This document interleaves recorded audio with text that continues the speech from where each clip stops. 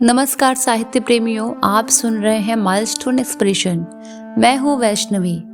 आज लेकर आई हूँ एक ऐसी कहानी, एक ऐसी स्त्री की कहानी जो जिंदा तो है लेकिन रिश्ते के भीतर रेत में फंसी मछली की तरह तड़प रही है। कहानी का नाम है रेत की मछली, जिसको लिखा है कांता भारती जी ने। कमरे में उदास धुंधल का घिर गया था। चाहकर भी रोशनी जलाने की इच्छा नहीं थी। पत्र हाथ में लिए देर तक नन्हे अक्षरों में लिखा पाता दोहराती रही।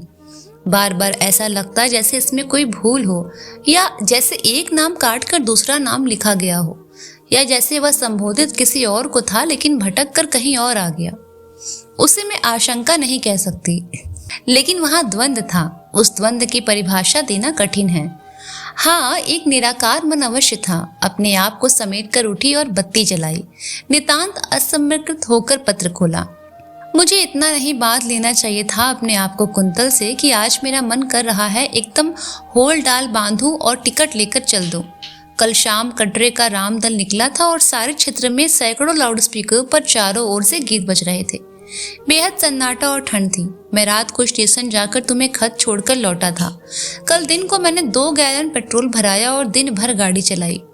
कम से कम 50 मील तो दौड़ाई ही होगी, मनौरी से धरवई तक। बेकार, बेतहाशा। उसकी बेहद थकन थी और नौकर भी मेरा देखने गया था। जितना खाली घर था उससे भी ज्यादा अथाह खालीपन और उदासी अंदर थी। मैं ऐसा पराधीन निर्भर क्यों होता जा रहा हूँ? ऐसा तो कभी नहीं था। अब और नहीं, और ज्यादा बिल्कुल भी सहन नहीं होगा। पत्र के पीछे एक दूसरा पत्र भी था, लेकिन उसे देखा नहीं। अपने को संबोधित पत्र में भी मुट्ठी भर आश्वासन मिल पाया था। उसे मैं यत्न से सहेज लेना चाहती थी। पराधीन और निर्भर तो शोभन से अधिक मैं थी। मिलन को होश आ गया था, लेकिन मन से वह बिल्कुल ही स्वस्थ नहीं थी। ऐसा लगा जैसे उसे मुझे पहचानने में भी कठिनाई हो रही है। साहस करके मैंने उसे माथे पर हाथ रख दिया। मेरी हथेली थोड़ी देर वहां रही, फिर उसके चेहरे पर एक खिंचाव उभरा और आंखों की कोर से कनपट्टी तक आंसुओं की एक रेखा खिंच गई। अपना कांपता हुआ हाथ बढ़ाकर उसने मेरी हथेली थाम ली। बोली कुछ नहीं, और फिर अचानक मैंने देखा मेरी उंगलियों में वह कुछ टटोल रही थी। मेरी उंगली में पड़ी हुई वही मीने वाली अंगूठी उसने उतारी और खींच कर अपनी हथेली में दबा ली। एक क्षण के लिए मैं अवसन्न हो गई। मुझे लगा जैसे नीले कमरे के छज्जे से मुझे किसी ने अपनी फूलबगिया में धकेल दिया है और फूलबगिया में मेरे चारों ओर फूलों की बजाय जंगली कांटेदार झाड़ियां हैं, और उन झाड़ियों से न जाने कितनी अमानवीय चेहरे लगातार मुझ पर हंस रहे हैं। मैं सिहर रही थी। स्टेशन के बाहर शहर का वातावरण बहुत उदास, अंधेरा और भीगा हुआ था। शायद कहीं बारिश हुई थी। गाड़ी में मानसिक थकावट के कारण मैं सो भी गई थी। प्रयाग स्टेशन पर गाड़ी रुकते ही जो झटका लगा वह शायद मेरी आत्मा को भी महसूस हुआ था। तभी इतने अनायास मेरी आंख खोल सकी थी। गाड़ी स्टेशन पर काफी लेट पहुंची थी। थके युवे और उनिंदे लोग अपने अपने अपरिचय में सिमटे हुए जल्दी से जल्दी स्टेशन से बाहर आकर अपनी अपनी मंजिल को चले। भीड़ का वह बहाव बाहर अंधेरे में बड़ी आसानी से देखते देखते घुलता जा रहा था। बहुत आशंकित मन शायद न रहा हो, पर अंधेरे से तो कुछ भय लगा ही। किसी तरह साहस बटोर कर रिक्शा लिया। सड़क पर दूर दूर लगी हुई बत्तियों के नीचे से रिक्शा गुजरता तो मन एक क्षण के लिए आश्वस्त होता, लेकिन अंधेरे की पट्टी दोबारा शुरू होने पर फिर वही आशंका आ घेरती। जाने कैसा भय था वह। कभी लगता जैसे कोई अनहोनी मेरा पीछा कर रही है, और कभी लगता जैसे आगे अंधकार के बाद और अधिक अंधकार का भय फैला हुआ है। रिक्शा फाटक तक कब पहुंचा ये मैं सहसा जान नहीं पाई। देखा तो शोभन वहां खड़े थे, आश्चर्यचकित। मुझसे अधिक आशंकित संभवतः शोभन ही लगे। घबराकर भरे हुए स्वर में उन्होंने पूछा, अकेले आई हो कुंतल? साथ कोई नहीं आया? सहसा मैं कुछ नहीं कह पाई। मीनल की वेदना मन में थी, लेकिन उसे किस सिरे से कहा जा सकता है ये निर्णय करना कठिन था। शोभन लगातार कई प्रश्न पूछते गए, जैसे वहां के समाचार और फिर सबसे अधिक अपनी रक्त कमल मीनल के बारे में। उत्तर इतना सहज नहीं था। प्रसंग को प्रकट करने में अपनी असमर्थता छुपाने के लिए मैं रिक्शे से सामान उतारने लगी। तब शोभन को भी याद आया कि पहले सामान उतारा जाना है। फिर जैसे लज्जित होकर उन्होंने जल्दी जल्दी सामान दोनों हाथों में लटकाया और अंदर की ओर चले। फूलों वाले उपवन से गुजरी तो क्षण भर ठहर कर परिचित मादकता भरी सुगंध बटोर लेने का मन हो आया। अंदर पहुंचते पहुंचते मन की वह आशंका काफी हद तक खुल चुकी थी। आशंका के अंतिम तार भी शोभन की पुलकित बाहों का दबाव पाकर टूट गए। तन्मयता के उन एकांत क्षणों में इतना अवश्य अनुभव हुआ कि जैसे फुलबगिया की वह लतर आसपास की किसी खिड़की से अंदर झांक रही थी। मेरी मनस्थिति का आभास शोभन को भी हुआ। उनसे छुपा नहीं रहा कि इतने दिनों के बाद मिलने पर जो एकांत तन्मयता उत्पन्न हुई थी उनमें कहीं हल्की दरार भी है। यह अनमनापन उन्हें अच्छा नहीं लगा। बहुत स्नेह से बाहों में कसकर उन्होंने पूछा, क्यों कुंतल, कुछ विशेष बात है ना? सच बताना, कुछ ऐसा हुआ है जो तुमने हमें नहीं बताया। मन को एक झटका सा लगा कि क्या बताऊं और कैसे बताऊं। तन्मय एकांत के क्षणों में इस अप्रिय प्रसंग का जिक्र बहुत अच्छा भी नहीं लगा, लेकिन दूसरा कोई उपाय तो नहीं था, क्योंकि मन के अंदर का सत्य छुपाकर कब तक रखा जा सकता है। इसमें संदेह नहीं कि मीनल का वह प्रसंग मेरे लिए सुखकर नहीं था, और भी विशेषकर तब जब मेरे और शोभन के बीच दूरी कम होकर भी कम न हो पा रही हो। विवश होकर वह सब कुछ बता देना पड़ा। सुनकर शोभन सन्नाटे में आ गए। ऐसा लगा जैसे वह वहां नहीं है। मन पश्चाताप से भर उठा। वह प्रसंग उनसे कहा इसका खेद मन में था, लेकिन दूसरा कोई उपाय भी क्या था? बताए बिना भी तो शोभन सहज नहीं हो सकते थे। इतने दिनों के बाद तो यहाँ आई थी इस नीले कमरे में, सब कुछ भूल जाने के लिए, स्नेह सुख शांति में खो जाने के लिए, लेकिन अनायास अपने बीच उठकर खड़ी होती इस दीवार का क्या किया जाए। शोभन इतने अधिक उदास हो गए थे कि उनके पास शब्द नहीं थे, और उनकी इस उदासी और खामोशी के साथ मेरी आशंकाएं फिर सजीव हो उठी थी। इस रक्त कमल को खोकर मैं किस तरह बुरी तरह टूट जाऊंगा ये मैं कल्पना नहीं कर पाता। और अक्सर ऐसा होता है कुंतल, जिसके लिए टूटो वह कभी तुम्हें संभालने नहीं आता। सवेरे फुलबगिया में आई तो मन में जाने कैसी सनसनी भर गई। मैंने देखा कांटेदार जंगली लतर बुरी तरह चढ़ाई थी। मन को धक्का लगा। शोभन को पता तो रहा होगा कि इस जंगली लतर से मुझे घृणा है, फिर उन्होंने इसे क्यों बढ़ने दिया? क्षुब्ध होकर मैंने चाहा कि उसे नोच कर फेंक दूं, लेकिन पहली बार हाथ रखते ही उस जंगली पौधे ने हिंसा से मुझे डस लिया। उसके कांटे उंगलियों में चुभ गए। वह पीड़ा मेरी पराजय में बदल गई। हताश होकर मैंने उसे ज्यों का त्यों छोड़ दिया। ठीक है, उसे बढ़ने दो, देखती हूँ ये कितना बढ़ती है। उनकी सारी रात की गहरी उदासी मेरे मन को कचोट रही थी। उस दिन भी उनको अपने में डुबो लेने के लिए मेरे कितने ही प्रयत्न बेकार हो गए। उनके मन को मैं सहज नहीं कर पाई, और उनकी ये बेचैनी दूनी होकर मेरे प्राणों में समा गई। निद्राहीन बेचैन रातों का एक पूरा सप्ताह इस यातना में बीता कि मैं कह नहीं सकती। 8वें दिन यातना के उस सागर से मुक्ति की तरह सहज मीनल अपने पिता के साथ आ पहुंची। उसके आते ही मैंने देखा कि शोभन के चेहरे पर पहली बार एक ताज़ापन आया। मीनल किसी डरे हुए बच्चे की तरह हम लोगों से चिपक गई थी। उसका इस तरह समर्पित होना मुझे अच्छा नहीं लगा, लेकिन फिर थोड़ी ही देर के बाद वह जंगली लतर मुझे याद आने लगी। चाय नाश्ते का प्रबंध करने हटी ही थी कि मीनल नीले पर्दे वाले कमरे में किसी बिल्ली की तरह पहुंच गई। चाय नाश्ते का प्रबंध करते करते सहसा मुझे इनके लिखे पत्रों के कुछ शब्द याद आने लगे। महाराज हर्षवर्धन की महारानी को हर्षवर्धन की प्यारी बहन राजश्री भगा ले गई है आजकल। एक के बाद दूसरे शब्द कानों में गूंज जाते और तन मन को हिला जाते। तुम तो कुंतल मुझे तब भी प्यार करोगी ना, जब मैं बड़ा लेखक नहीं रहूंगा, अत्यंत सशक्त व्यक्तित्व, वैभव, समृद्धि, तेज वाला व्यक्ति नहीं रहूंगा। इन्हीं पंक्तियों में खोई खोई बार बार गर्म पतीली छू लेती। हाथ जल जाने पर महसूस करती कि मैं चौके में हूं, कहीं और नहीं। जैसे मीनल के घर में आ जाने से वे पंक्तियां और भी बार बार कानों के पास आकर टकराने लगती। सुनो, कल दशहरा है, मेरा बहुत बहुत सा प्यार, और उसमें से एक कड़ भी तुमने मीनल को दिया तो फिर अच्छी बात न होगी।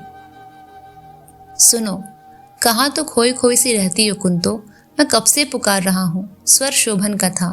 मैंने चौंक कर उनकी ओर देखा, लज्जित होकर बोली, कुछ भी तो नहीं, आप कहिए। उन्होंने बिना कुछ कहे बायां हाथ खींचा और मुट्ठी में बंद कर एक अंगूठी उंगली में पहनाने लगे। मैं चौंक उठी, ये तो वही अंगूठी है, ये कहाँ मिली? पगली, तुमने तो बताया नहीं। मीनल के पिताजी ने सारी कहानी बता दी, वही इसे लाए थे। मेरे मन में आया कि अब मैं ये अंगूठी न पहनूं, पहननी नहीं चाहिए मुझे। कुछ जूठापन सा महसूस हुआ, फिर भी मैं उनका आग्रह रोक नहीं पाई। अंगूठी पहन तो ली, पर वह कैसी पराई पराई सी, बदली बदली सी लग रही थी। सारा दिन घर हंसी और उल्लास से गूंजता रहा, लेकिन रात घिरते घिरते उदासी केवल मेरे निकट समीट आई। निचले कमरे में बड़े पलंग पर कमजोर लेकिन प्रसन्न मीनल लेटी हुई थी और पास बैठे शोभन दुनिया भर की जाने कितनी बातें किए जा रहे थे। बातों का कहीं अंत ही नहीं था। मीनल के पिताजी दूसरे दिन घर लौट गए, लेकिन मीनल वहीं रह गई। मीनल और लगातार बढ़ती जाती जंगली लतर। समझ नहीं आ रहा था कि लतर इतनी जल्दी बढ़ रही थी और कोई पौधा तो इतनी जल्दी नहीं बढ़ता। शरीर थका हुआ ही था, मन भी स्वस्थ नहीं था। जंगली लतर मेरे मन पर किसी मनहूसियत की तरह चिपक गई थी। फिर भी खाना बनाया। मीनल मेहमान थी, इसीलिए प्रयत्न करके अधिक से अधिक व्यंजन बना लिए। जैसे तैसे खाना तैयार हुआ। सोचा शोभन और मीनल को कह दूं कि खाने के लिए नीचे आ जाएं। थकावट इतनी थी कि नीचे से आवाज देने का साहस न हुआ। धीरे धीरे करके सीढ़ियां चढ़ी। उदासी के कारण थकावट और अधिक हो गई। नीले कमरे का पर्दा हटाकर मैंने आवाज दी, शोभन। मेरी आवाज के साथ ही कमरे के दूसरे सिरे पर हल्के अंधेरे में पलंग पर सहसा एक आंदोलन हुआ। अचकचाकर शोभन उठकर खड़े हो गए। मीनल ने दूसरी ओर करवट बदल ली। मेरे पुकारने और शोभन के उठ खड़े होने के बीच पलक मारते जो कुछ नहीं दिखा वह समझा जाने योग्य था। इसके बाद मैं वहां ठहरी नहीं जानती पैरों में इतनी गति कैसे आ गई। पलक मारते मैं नीचे आ गई। नीचे आते आते मैंने सुना, शोभन ने आवाज दी थी। मैं रुकी नहीं, सीधे अपने कमरे में आकर पलंग पर गिर गई थी। थोड़ी देर बाद शोभन आए, स्वर याचना से भरा हुआ और शरीर आशंकित। संभवतः वे अगर आते नहीं तो मैं कुछ सोच सकती, कुछ निर्णय कर सकती। क्षमा याचना के साथ उन्होंने जो कुछ कहा वह मैं ठीक ठीक सुन नहीं पाई। रो पड़ी। संभवतः उन्होंने सफाई देते हुए कहा था कि मीनल को बहुत तेज दर्द होने लगा था। दर्द तो मुझे होने लगा था, तेज और अभी। इसके लिए शोभन के पास क्या उपचार था? बार बार क्षमा याचना और खुशामद और अर्थहीन सौगंधे। उन्होंने बताया कि मीनल तो वापस कलकत्ते जाएगी ही। उस दिन वह प्रसंग वहीं समाप्त हो गया, कम से कम अस्थायी रूप से। 2 दिन के बाद मीनल को कलकत्ते वाली गाड़ी पर चढ़ा दिया गया था। उसके बाद भी दिन पहले की तरह सहज नहीं हो पाए, जैसे कहीं कुछ खो गया था, कोई अनहोनी सी घट गई थी। मीनल को गाड़ी पर चढ़ाकर हम दोनों घर लौट आए। शोभन रास्ते में चुप ही रहे। मैं भी कुछ नहीं बोली। फुलबगिया से होकर हम गुजरे तो सहसा मेरी निगाह उसी जंगली लतर पर पड़ी। वह कांटेदार जंगली लतर बुरी तरह फैल गई थी और आसपास लगे हुए गुलाब के पौधों पर इस तरह छा गई थी जैसे उन्हें खा जाएगी। मन नहीं माना, मैं ठिठक गई। शोभन रुके नहीं, बढ़ते हुए दरवाजे तक पहुंच गए थे। उन्हें आवाज देकर रोकना पड़ा। थोड़ा सा हिचकिचाते हुए वे वापस लौटे। लौटकर विचित्र अजनबीपन से पूछा, क्या है, यहाँ क्यों रुक गई? स्वर की रुखाई की ओर ध्यान न देकर जैसे अपने में ही खोई हुई मैंने कहा, शोभन, इसे उखाड़ कर फेंक दो ना, मुझे डर है। एक दिन ये जंगली लतर सारे पौधों पर छा जाएगी और फिर लहलहाते गुलाब सूख जाएंगे। शोभन हंसने लगे। उनका इस तरह हंसना मुझे अच्छा नहीं लगा। मैंने जिद करते हुए कहा कि तुम अभी नहीं उखाड़ोगे तो मैं ही इसे साफ कर दूंगी। शोभन ने उसी तरह हंसकर बात को टाल दिया। फिर गंभीर होकर बोले, अंदर चलो, अभी बहुत सा काम पड़ा है, कर डाला जाएगा। काफी दिन से कुछ नहीं किया है। कुछ पुस्तकों की पांडुलिपियां तैयार करनी है। दिन रात लगाकर काम करना होगा, तभी पूरा होगा। अपनी बात की उपेक्षा से आहत, अपनी उपेक्षा से पराजित, मैं चुपचाप अंदर आ गई। उस दिन कुछ भी और किया जा न सका। शाम होते ही टाइपराइटर लेकर बैठ गई। अपने आप में खोई, डूबी और उदास पन्ने पर पन्ने तैयार करती रही। कभी कभी बीच में ध्यान आ जाता तो लगता कि शोभन ने पूछा भी नहीं, जानना भी नहीं चाहा कि मेरे मन में क्या कुछ घुट रहा है। अंदर का वह घुटा हुआ धुआं मानस पर उभर आता तो पांडुलिपि के शब्द धुंधले हो जाते और हाथ बंद कर रह जाते। ऐसे क्षणों में यह उदासी एक चिढ़ बन जाती थी, एक खींच से बदल जाती थी और ऐसा लगता था कि शोभन अपने बीच अनायास उठाए इस शीशे की दीवार को और ऊंची हो जाने दे रहे हैं। मन कभी कभी बहुत अधिक परेशान उठता। दिन रात लगाकर पांडुलिपियां तैयार करने के व्यस्त कार्यक्रम में हमारा नित्य का कार्यक्रम मीनल को पत्र लिखकर 3 मील दूर स्टेशन छोड़ने का भी होता था। पता नहीं कि यह उसी लतर से जुड़े हुए दुर्भाग्य की रचना थी या सत्य। हाँ, एक दिन शोभन ने मुझे बताया कि उनकी बातचीत भारत पब्लिशर से हुई है। उन्होंने यह भी कहा कि इसीलिए पांडुलिपियां जल्दी तैयार करनी पड़ेंगी। और फिर एक दिन उन्होंने सहसा बताया कि भारत पब्लिशर के यहाँ से आमंत्रण आया है। वे लोग कलकत्ते में कोई और सेमिनार कर रहे हैं, बहुत बड़ा। शोभन ने कहा, अभी तो छुट्टियां चल रही हैं, घूमना भी हो जाएगा और लगे हाथों किताबों के छपने का प्रबंध भी हो जाएगा। वहां जाकर बातचीत करने से शर्तें अच्छी तय हो सकती हैं। बात सुनते सुनते न जाने क्यों स्मृति में मीनल की आकृति घूम गई। सारी योजना पर मीनल उसी जंगली लतर की तरफ फैली हुई दिखाई दी। मैंने कहा, फिर तुम जाओ, मैं नहीं आऊंगी, और फिर इधर मेरा जी भी कुछ अच्छा नहीं है। शोभन शायद कुछ समझ गए थे और उन्हें मेरे मन की कड़वाहट का पता चल गया। तुरंत बोले, लो, अगर तुम्हें नहीं जाना था तो मैं भी नहीं जाता। उन्हें पत्र लिख देता हूं कि मैं व्यस्त हूं। कहकर वो चुप हो गए। लगा कि मन में उद्विग्न और असंतुष्ट भी थे। टहलते टहलते बात बदल कर बोले, कुंतल, एक बात बताओ, तुम इतनी विरक्त से क्यों रहती हो? बात क्या है? तुम्हारी तबीयत तो ठीक है ना? मैं बोली, कुछ नहीं। हाथ में पकड़े हुए स्वेटर की लगातार चलती हुई सिलाइयों से मैंने निगाह और भी अधिक गड़ा ली। वे अतिरिक्त स्नेह के साथ बोले, तुम्हें खुश रहना चाहिए, अपने खाने पीने का खास ध्यान रखना चाहिए। अब शोभन मान मनोहार पर उतर आए। भावी शिशु का विषय लेकर कितनी तरह से मुझे छेड़ा कि मेरे मन की गांठें खुल जाए। सच कहूं तो एक सीमा तक ऐसा हुआ भी। अपने मातृत्व की कल्पना करके मन में एक पुलक भर आई। और तब अवसर देखकर शोभन ने फिर कहा, अच्छा, अब बताओ कुंतल, कलकत्ते चलोगी? हर बार की तरह कुंतल एक बार फिर हार गई। मैंने उनकी आंखों की ओर देखते हुए हाँ कर दी और मन ही मन अपने को कोसती हुई बोली, न जाने क्या है इन आंखों में जो विवश कर देता है। उसके साथ ही साथ मन में उस दिन वाला नीले कमरे का नीला रहस्य उभर आया। शोभन नीचे चले गए थे। चाहकर भी उस नीले रहस्य से मन अलग नहीं हो पा रहा था। विषाद और कड़वाहट धुल गई थी। इसीलिए उस दृश्य के प्रति उत्सुकता सी पैदा हो गई थी। जैसे मन की आंखों पर बल देकर मैंने देखने का प्रयत्न किया कि नीले कमरे के उस नीले रहस्य का रूप का क्या था। आकृतियां स्मृति में बहुत साफ नहीं हो पाई, फिर भी दृश्य बहुत अधिक स्पष्ट नहीं था। वह रहस्य नहीं यथार्थ था। शोभन अस्त व्यस्त होकर सहसा अलग हट गए थे, लेकिन मीनल को सहज होने में कुछ क्षण लगे थे। वे क्षण जिनमें सयत्न मीनल ने अपने उघड़े हुए शरीर को ढकने का प्रयत्न किया था और फिर करवट बदलकर उसने अपने आप को छुपा लिया था। कलकत्ते जाने की तारीख पक्की करने के बाद शोभन ने पहला पत्र मीनल को लिखा। मेरा शरीर कई रोज से स्वस्थ नहीं था, इसलिए मुझे इतना साहस नहीं हुआ कि उस घटना का प्रश्न चिन्ह लगाऊं। पत्र लिखने के बाद शोभन ने कहा, आज 15 तारीख हो गई है कुंतल, और 20 को हमें जाना है। तैयारी अभी से कर लो, तब कहीं काम चलेगा। दिन बहुत कम थे और काम बहुत अधिक। किताबों की भूमिकाएं अभी लिखी जानी थी। पांडुलिपियों की प्रेस कापियां तैयार कर ली गई थीं। शोभन रात रात भर लिखते रहते। दिन में मैं भी उनकी सहायता करती। ठीक 19 तारीख को सवेरे 7 किताबों की पांडुलिपियां तैयार हो गई। आज सचमुच मैं खुश थी और मन में उत्साह था। पांडुलिपियां सहेजने के बाद यात्रा की तैयारियां शुरू हो गईं। आज से 4-5 दिन पहले संभवतः तैयारी में ऐसा मन न लगता।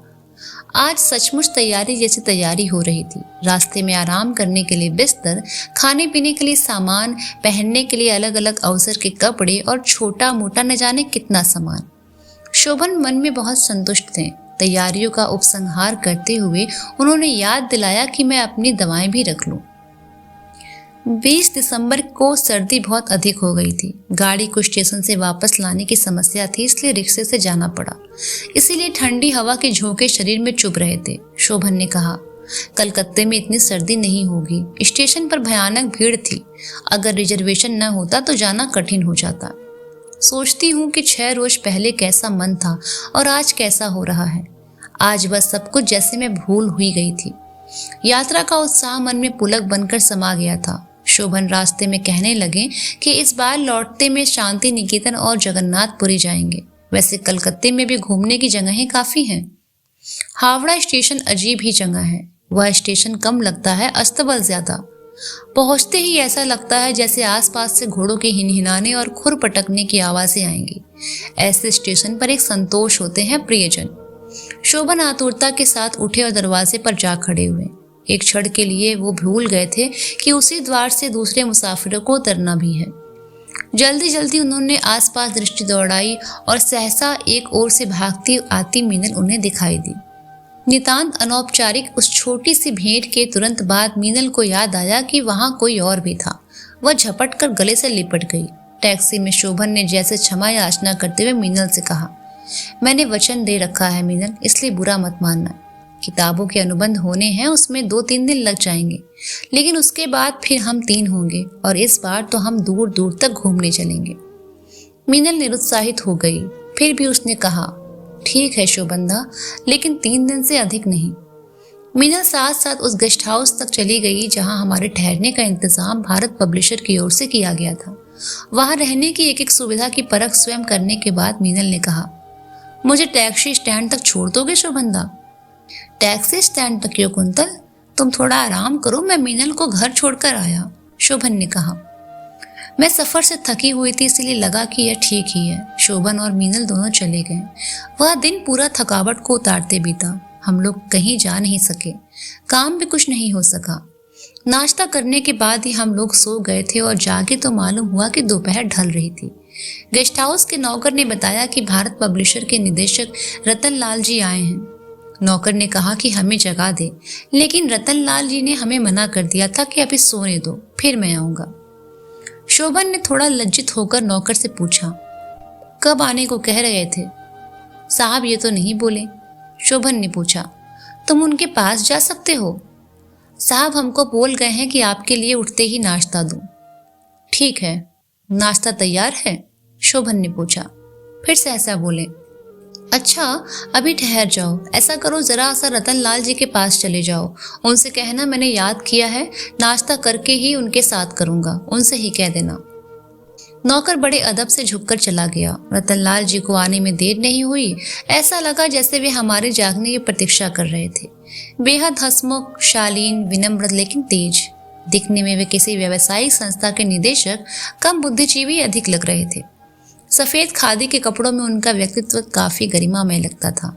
मध्ययुगीन साहित्य की उन्हें अच्छी जानकारी थी। यह बातचीत के दौरान पता लगा। चाय पीते पीते उन्होंने सूफी कवि जायसी से लेकर नाथ संप्रदाय के कवियों तक के बारे में कितनी जानकारी सुनाई। मध्ययुगीन साहित्य और समाज के इतिहास के बारे में शोभन भी कम नहीं जानते थे। एक आध बार तो अनुमान लगाना कठिन हो जाता था कि दोनों में से कौन किसको प्रभावित कर रहा है। चाय समाप्त हुई और मुझे आश्चर्य हुआ कि सारा समय साहित्य के इतिहास के चर्चा में समाप्त हो गया।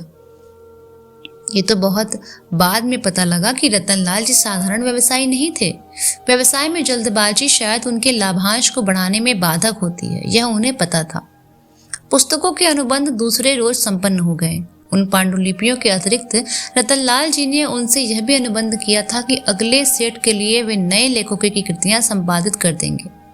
रतन लाल जी का संपर्क केवल इतने ही व्यवसाय संबंध में सीमित नहीं था। दूसरे दिन रात को अपने घर पर डिनर करने के समय उन्होंने पूछा, शोभन जी, कुंतल जी पहली बार यहाँ आई हैं? जी हाँ, अभी तो इन्हें यह महानगरी भी दिखानी है।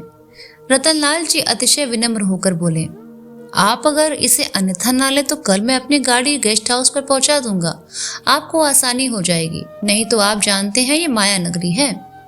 रतन लाल जी की गाड़ी आ जाने के कारण सचमुच बड़ी सुविधा हो गई।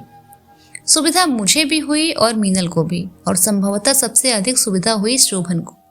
3 दिन के लिए उन्होंने मीनल से मोहलत ली थी कि लेकिन 2 दिन के बाद ही यह समूचा दिन हमें मीनल के साथ साथ ही मिला। सारे दिन हम लोग उत्साह में भर जाने से कहीं जाने आने घूमने गए और शाम को रतन लाल जी के लाख कहने के बावजूद हम लोग मीनल जी के छोटे से 1.5 कमरे वाले फ्लैट में आ गए। शोभन ने खाने का इंतजाम मीनल को नहीं करने दिया। बोले, तुम्हारी भी तबीयत ठीक नहीं है मीनल, और फिर मैं लड़कियों को जानता हूँ, खाने का थोड़ा सा इंतजाम करने लगेंगी तो दुनिया भर का झंझट मोल ले लेंगी।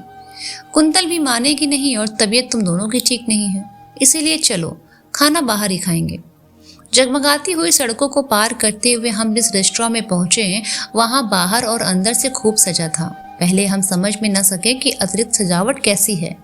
रेस्टोरेंट के अंदर चमकीले रंगीन कागज की कितनी ही लतरें लटका रखी थी और उनमें रंगीन गुब्बारे गूंथे हुए थे। हल्के संगीत और धुंधली रोशनी में शोभन ने देखा, बर्फ जैसे उजले अक्षरों में रेस्टोरेंट में पिछली दीवार पर लिखा था, हैप्पी क्रिसमस।